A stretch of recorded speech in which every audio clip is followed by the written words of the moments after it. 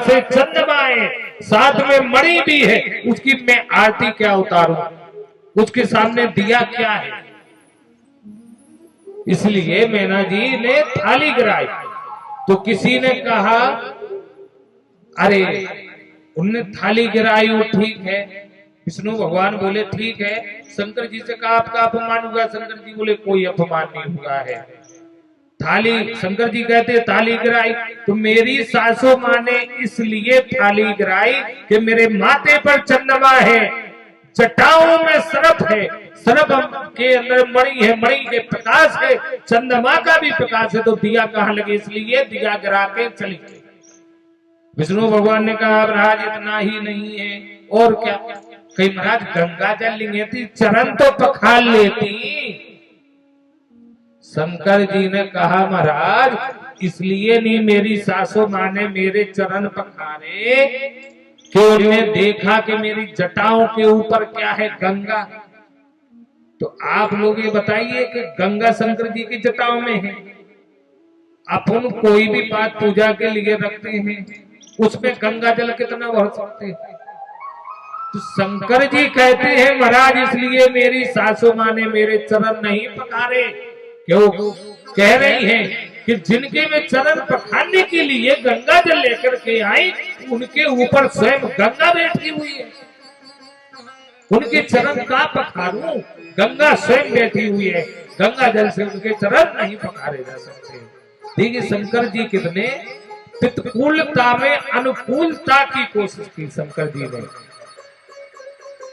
विष्णु भगवान कह रहे आपका अपमान हुआ है, फिर कह रहे कोई अपमान नहीं है। जैसी मेरे लिए अपमान जैसी ही सम्मान। वो मेरी सासू माँ ने बहुत अच्छा किया कि मेरे चरण नहीं पखारे, क्योंकि मेरे सर पे गंगा है, गंगा फैली है।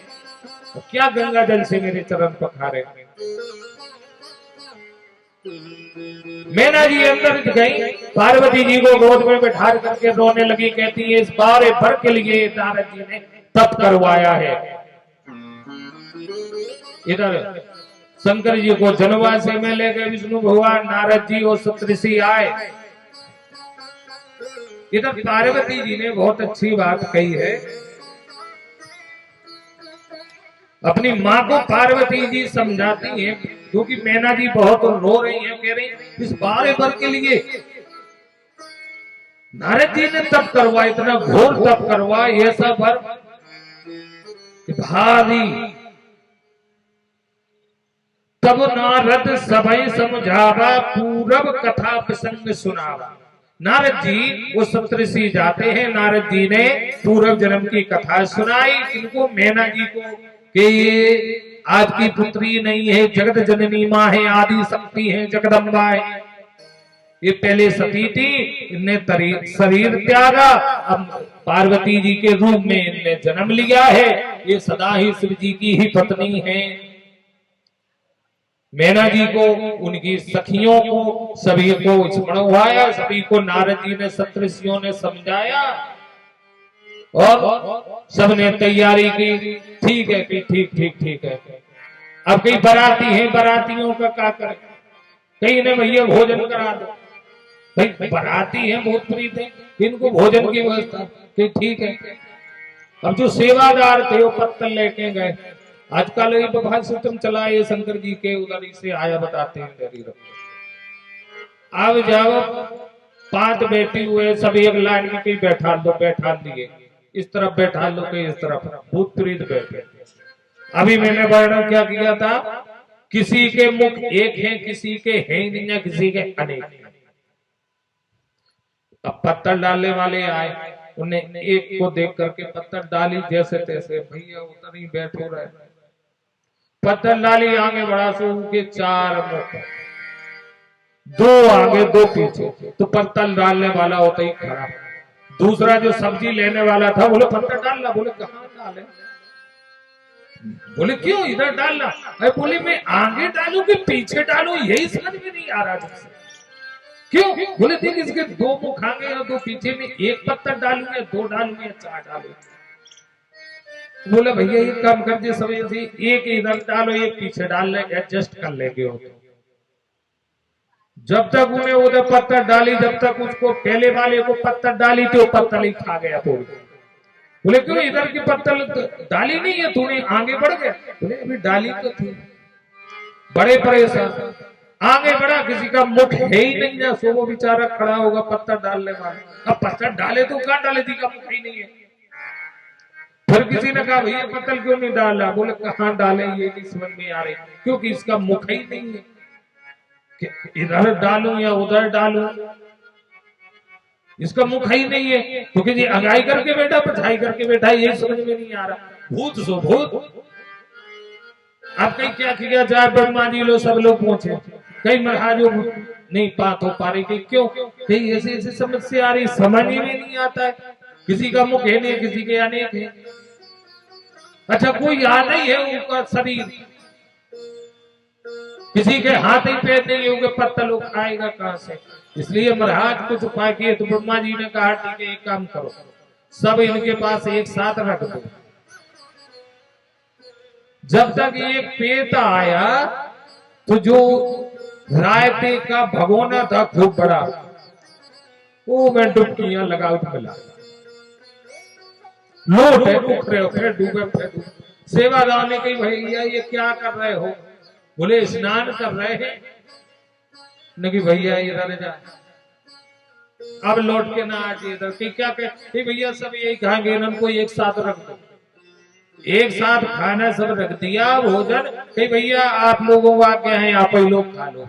तो आजकल व्यवहार से जो शंकर जी के व्यवहार से चलन चली, उसी प्रकार जो भूतों को, कहने का मेरा तात्पर्य ये कि जो भूतों को खाना खिलाया गया था, उस समय जो भोजन कराया गया था, जो बात उनको खिलाई गई थी, वो आज हम आपके बीच में होने लगी है। ये दुर्भाग्य है, क्योंकि भोजन करने का विधान ये है कि आप नीचे बैठ करके खाएं, जूता चप्पल पहने तो उतारना चाहिए, भगवान को प्रसाद लगाना चाहिए, फिर भोजन करना चाहिए, विधान है।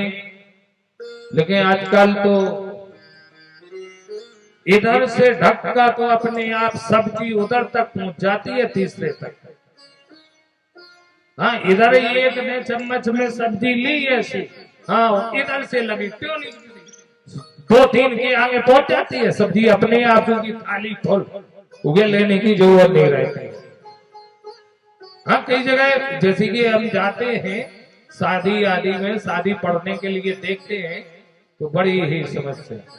और तो और एक बार एक आदमी आया वहां से, पंडित जी चाउमीन खा लीजिएगा। क्या होता भाई? बोले चाइनीज।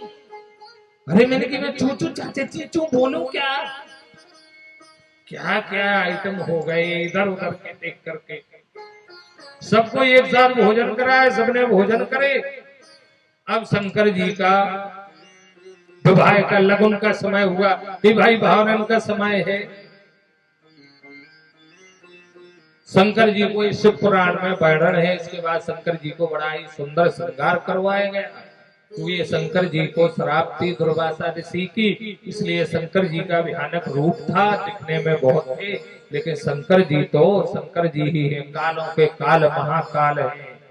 मैना जी भी समझ गई कि आज बहुत प्रसन्न है। वो सब सखियों से कह रही है, सखी सुनो, मेरी बेटी का जो पति है, वर है, दूल्हा है, वो अजर अमर है। उसके कंठ में देखो सर्प है। सर्प कौन है? काल है। अच्छा एक चीज बताओ, आप लोगों के बीच में कहीं सर्प आ जाए तो आप बैठोगे भागो? सब लोग भागोगे? अरे मंच पे आ जाए, हम ही भाग जाए, हम बैठे रहेंगे? सब भाग जाएंगे ना। शंकर जी के गले में, पूरे शरीर में शंकर जी ने सर्पों का ही श्रृंगार किया हुआ है। तो मैना जी कहती है देखो मेरे दामाद के गले में सर्पों का श्रृंगार है, यानी जिसका काल कुछ ना बिगाड़ सके उसका कोई कुछ बिगाड़ सकता है क्या? अरे शंकर जी कालों का काल है, काल भी उसका क्या करे जो भक्त हो महाकाल का। शंकर जी को बड़ा ही सुंदर श्रृंगार करवाया गया। मंडप में गए, ब्रह्मा जी आदि ऋषिगण देवता मंत्र पढ़ते हैं, गोस्वामी जी लिखते हैं, पार्वती जी को बुलाया गया। कि सुंदरता मरो जातो भवानी।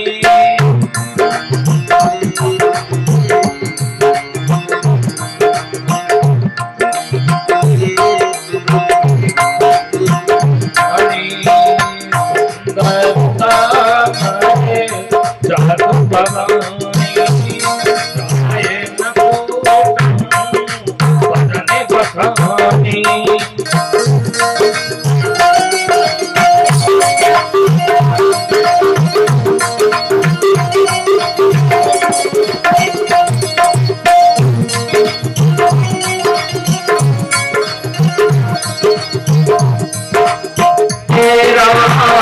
जय जय राम।